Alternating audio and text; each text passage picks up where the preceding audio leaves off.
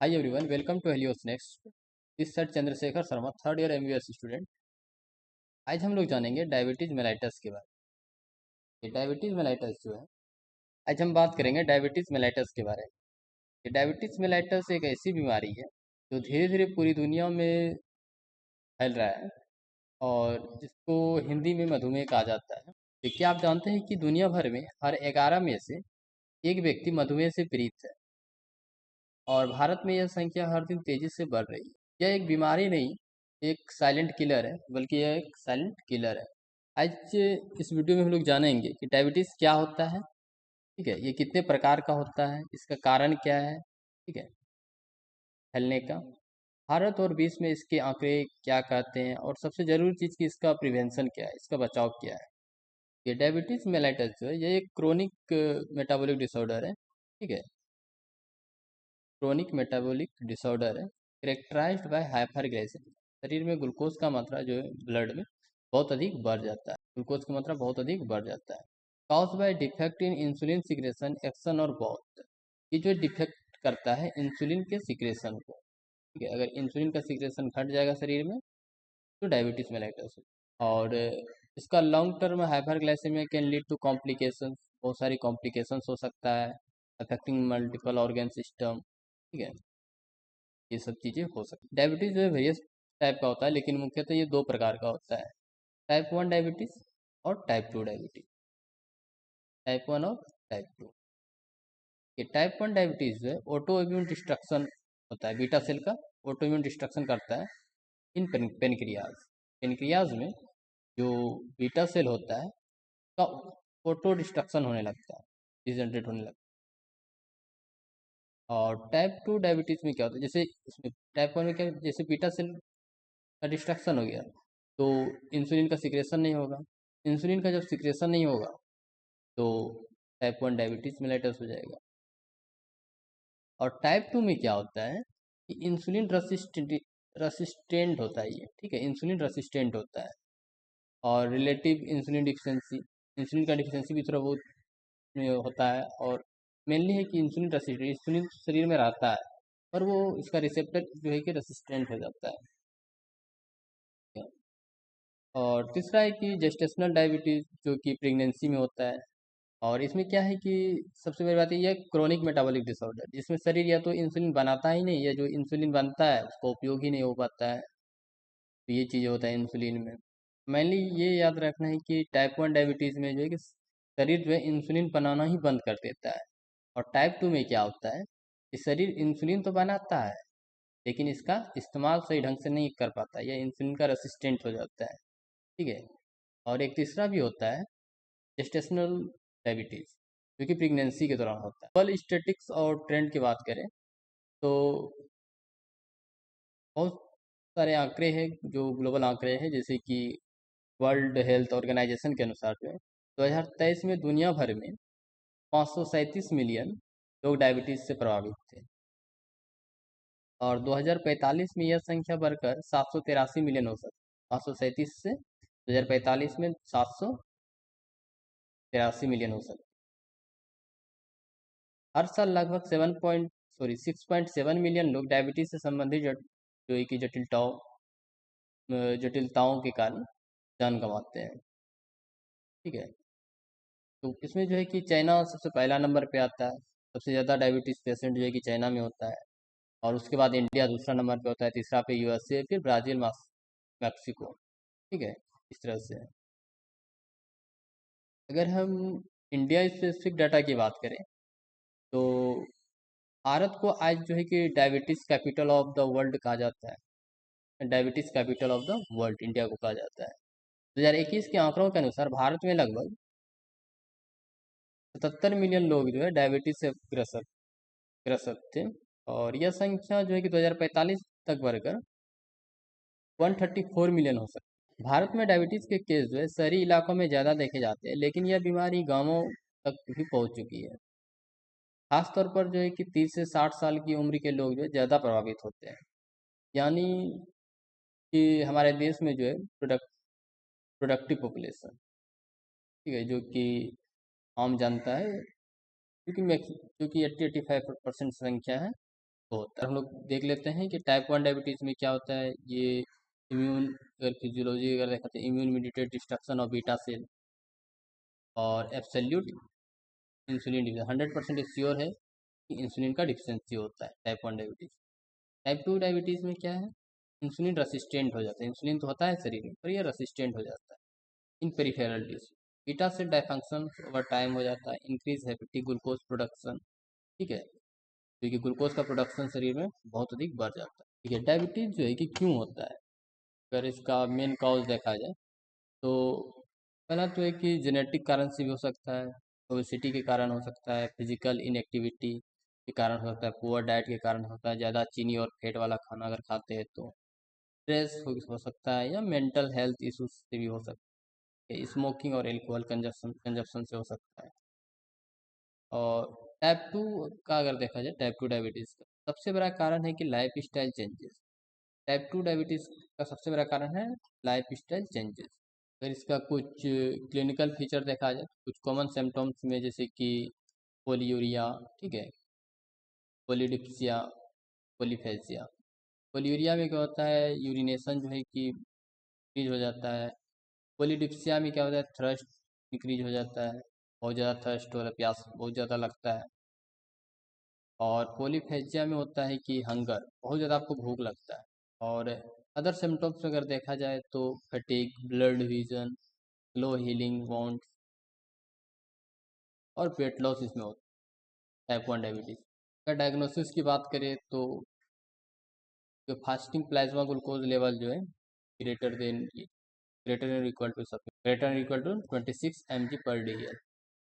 और 2 our plasma glucose की अगर बात करें 200 mg पर डी एल होता है। इसी तरह रेंडम हो गया, रेंडम में होता है 200 mg per D L with symptoms of hyperglycaemia, बहुत बड़ा हुआ है। अगर हम मैनेजमेंट की बात करें, ठीक है, डायबिटीज़ मेलाइटस की मैनेजमेंट की अगर हम बात करें तो मैनेजमेंट में क्या है कि लाइफ स्टाइल मॉडिफिकेशन कर सकते हैं, जैसे कि हेल्थी डाइट लेना, regular exercise and weight management. ठीक है, फार्माकोलॉजिकल थेरेपी में type 1 diabetes insulin therapy, type 1 अगर है तो इंसुलिन थेरेपी दे सकते हैं, इंसुलिन दे सकते हैं उसको। और टाइप 2 है तो ऑरल हाइपोग्लाइसेमिक एजेंट दे सकते हैं, जैसे कि मेटफॉर्मिन। ये कॉमन मेडिसिन है मेटफॉर्मिन डायबिटीज़, एंड इंसुलिन भी दे सकते हैं। मॉनिटरिंग की बात करें तो regular blood glucose monitoring and HbA1c test.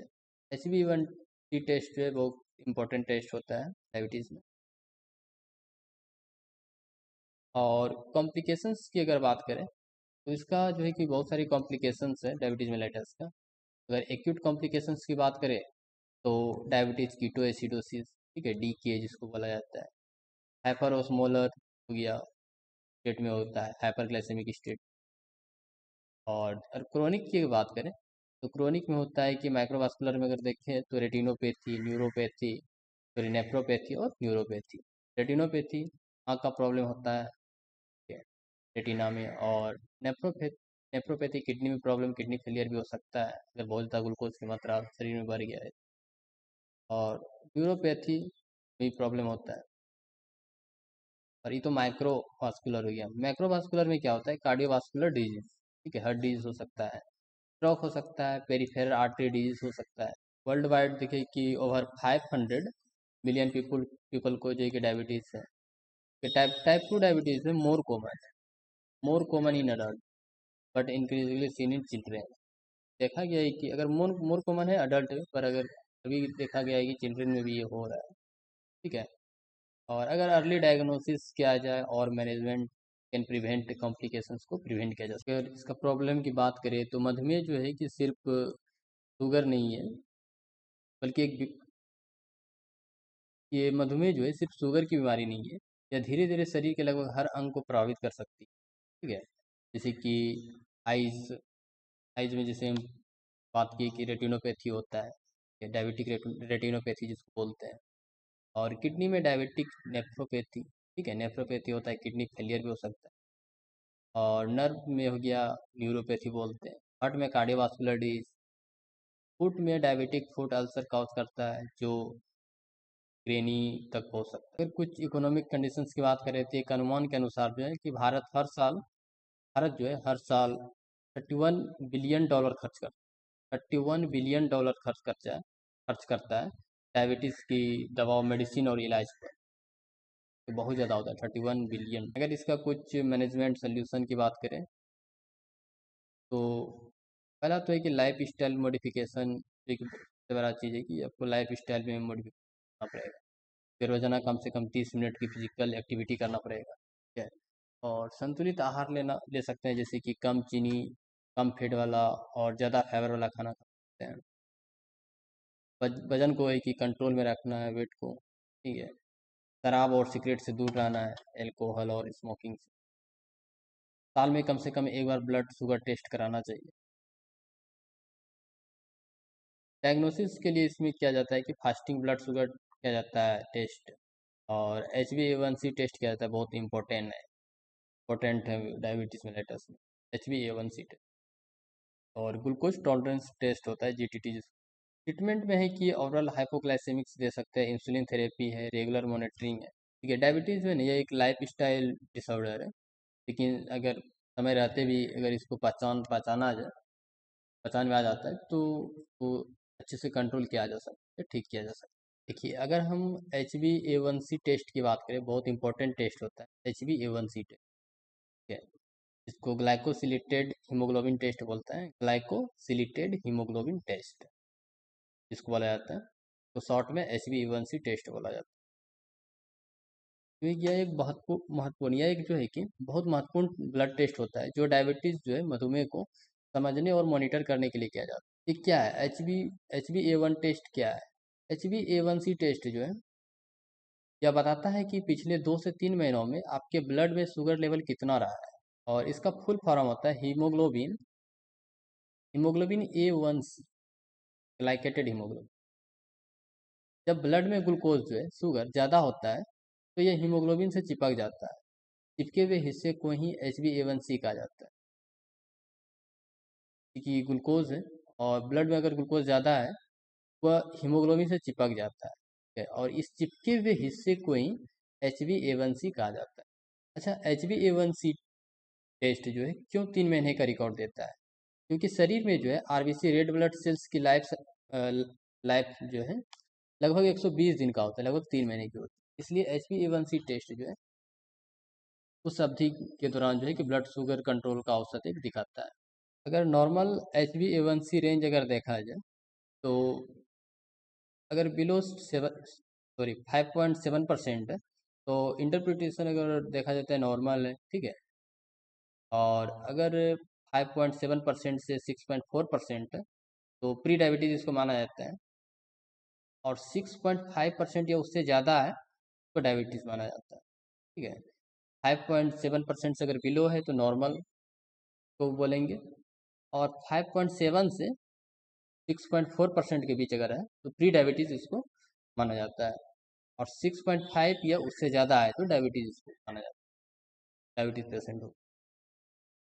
ठीक है, यह टेस्ट कब कराना चाहिए? अगर आपको डायबिटीज़ के लक्षण है, या जैसे बार बार पेशाब आना, ज़्यादा प्यास लगना, थकावट, ठीक है, या पहले से डायबिटीज़ है उसका कंट्रोल चेक करना हो तो कर सकते हैं HbA1c टेस्ट। फैमिली हिस्ट्री हो या डायबिटीज़ की, अगर आपके फैमिली में पहले से ही डायबिटीज़ हो किसी को, आप टेस्ट करा सकते हैं। और अगर डॉक्टर सलाह देता है तो आप नियमित रूप से करा सकते हैं, 3 से 6 महीने में टेस्ट करा। देखिए, HbA1c टेस्ट अगर का और फास्टिंग शुगर टेस्ट जो किया जाता है, इस दोनों में अगर अंतर की बात करें तो ये फास्टिंग शुगर में क्या होता है, उस दिन का शुगर लेवल सिर्फ बताता है, या सिर्फ उस दिन का, और कुछ घंटों तक, अब भी होता है कुछ घंटों तक। और HbA1c टेस्ट में क्या होता है, पिछले 2 से 3 महीनों का एक औसत बता देता है कि इसका इतना इतना लेवल शुगर का था, और यह लंबी अवधि के लिए है, क्या है। और इसका फायदे क्या है HbA1c टेस्ट का?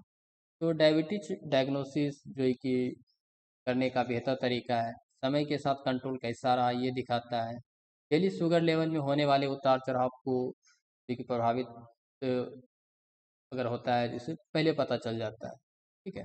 अब हम बात करेंगे इंसुलिन थेरेपी। इंसुलिन थेरेपी जो है ये एक ऐसी ट्रीटमेंट प्रक्रिया है जिसका इस्तेमाल डायबिटीज़ के मरीजों में ब्लड शुगर को कंट्रोल करने के लिए किया जाता है, या खास तौर पर जब ज़रूरी हो जाता है, जब शरीर में इंसुलिन नहीं बन पाता है या फिर इंसुलिन का उपयोग ठीक से नहीं हो पाता है, तो इंसुलिन थेरेपी दिया जाता है।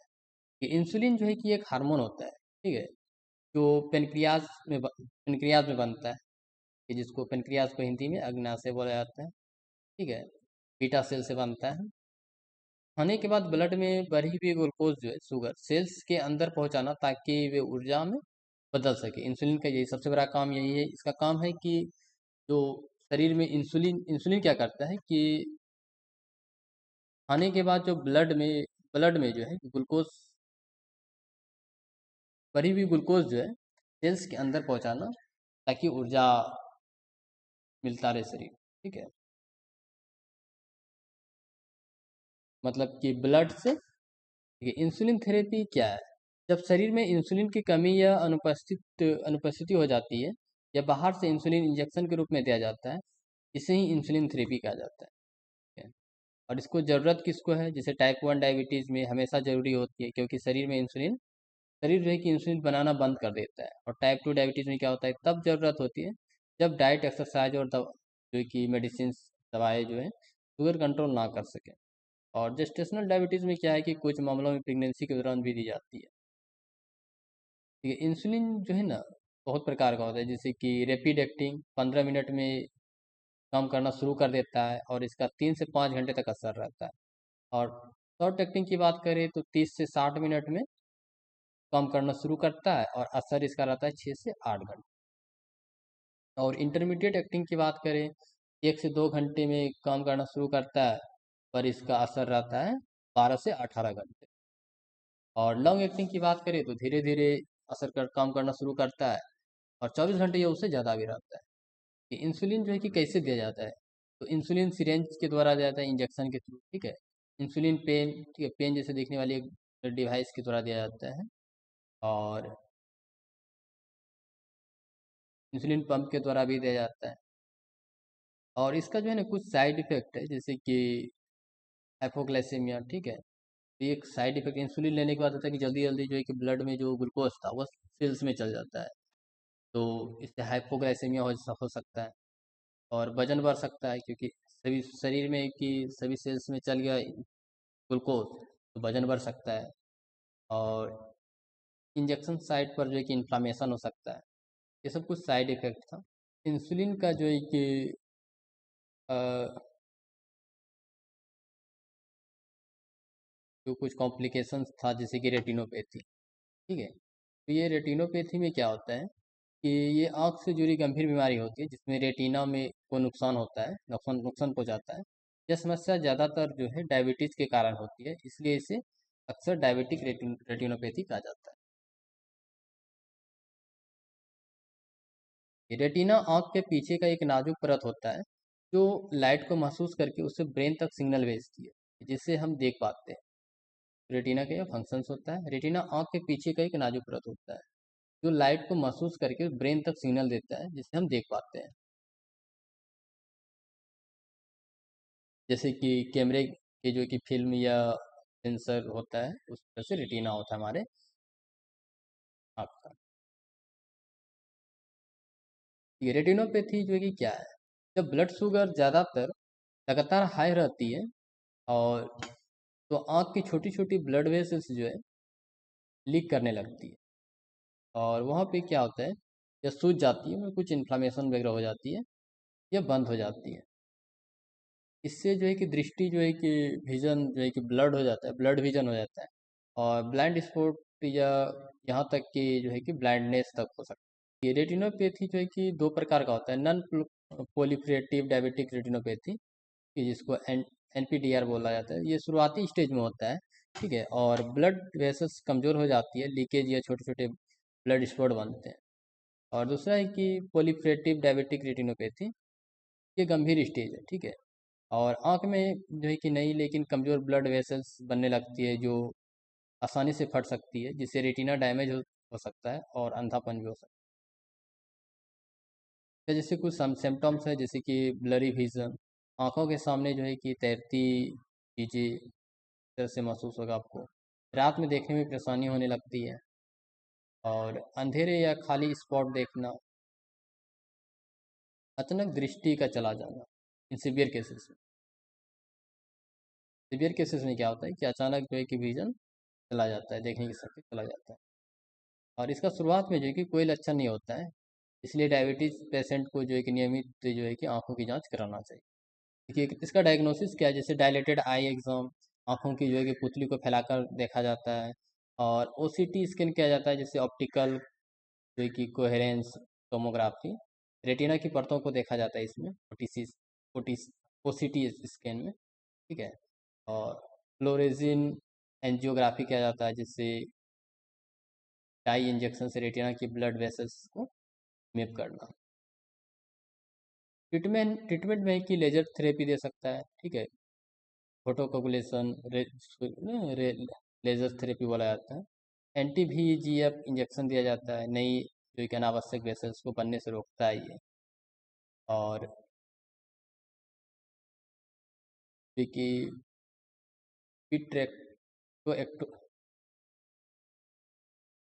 पायरेक्टोएक्टोमी सर्जरी किया जाता है। ठीक है, अंदरूनी ब्लडिंग साफ करने के लिए। तो कुछ जैसे कुछ प्रिवेंशंस है, जैसे कि ब्लड शुगर को कंट्रोल में रखना चाहिए, और ब्लड प्रेशर्स और कोलेस्ट्रॉल को नियंत्रित में रखना चाहिए। हर साल आंखों की जो है कि जांच करना चाहिए। ठीक है, स्मोकिंग से बचना चाहिए। देखिए रेटिनोपैथी जो है ना, मतलब इसको ठीक किया जा सकता है अगर समय पर पकड़ी जाए, इसका इलाज संभव है, और दृष्टि जो है कि दृष्टि खत्म होने से बचाया जा सकता है। और दूसरा कॉम्प्लिकेशन है कि डायबिटिक नेफ्रोपैथी। ठीक है, डायबिटिक नेफ्रोपैथी में क्या होता है, यह गंभीर किडनी रोग है जो लंबे समय तक डायबिटीज रहने के कारण होता है। और ये क्या है कि जैसे जब ब्लड शुगर लगातार हाई रहता है, और वह धीरे धीरे किडनी की छोटी छोटी ब्लड वेसल्स जो है ग्लोमेरुलाई को डैमेज कर देता है। इससे किडनी फिल्टर करने की क्षमता घट जाती है, और प्रोटीन पेशाब में आने लगता है, तो प्रोटीनूरिया बोलते हैं। ठीक है, इसी कारण से प्रोटीन जो है पेशाब में आने लगता है, प्रोटीनूरिया। तो जैसे कुछ मेन सिम्टम्स है, जैसे कि प्रोती यूरिन, जैसे झाग बनना। ठीक है, प्रोती यूरिन उसको बोलते हैं। पेशाब में झाग आना, शरीर में सूजन, फेस, लेग और एंकल्स में, और थकान और कमजोरी होने लगता है, फेटिग और वीकनेस, भूख कम लगना, हाई ब्लड प्रेशर, ये हो सकता है। का डायग्नोसिस की बात करें तो यूरिन टेस्ट किया जाता है। ठीक है, माइक्रो एल्बुमिन टेस्ट होता है, प्रोटीन की मात्रा को इसमें जांचा जाता है, micro albumin test. Blood test में क्रिएटिनिन और EGFR करते हैं, जिसमें किडनी फंक्शंस को जांचने के लिए, अगर किडनी सही से फिल्टर या अच्छे से फंक्शंस कर रहा है कि नहीं। ट्रीटमेंट और प्रिवेंशन में जैसे कि ब्लड शुगर और BP का सख्त कंट्रोल कर सकते हैं, और AC इनविटेटर्स या ARV मेडिसिन ले सकते हैं। ठीक, कम नमक और प्रोटीन वाला खान पान ले सकते हैं, रेगुलर किडनी फंक्शंस टेस्ट करा सकते हैं, प्रिवेंशन। और अगर देखिए ना, समय रहते अगर जो है डायबिटिक नेफ्रोपैथी को अगर कंट्रोल नहीं किया जा सकता है इसको, तो ये किडनी फेलियर में बदल सकता है। इसके बाद जो है कि डायलिसिस या ट्रांसप्लांट की ज़रूरत पड़ती है, किडनी डायलिसिस या ट्रांसप्लांट की ज़रूरत पड़ती है।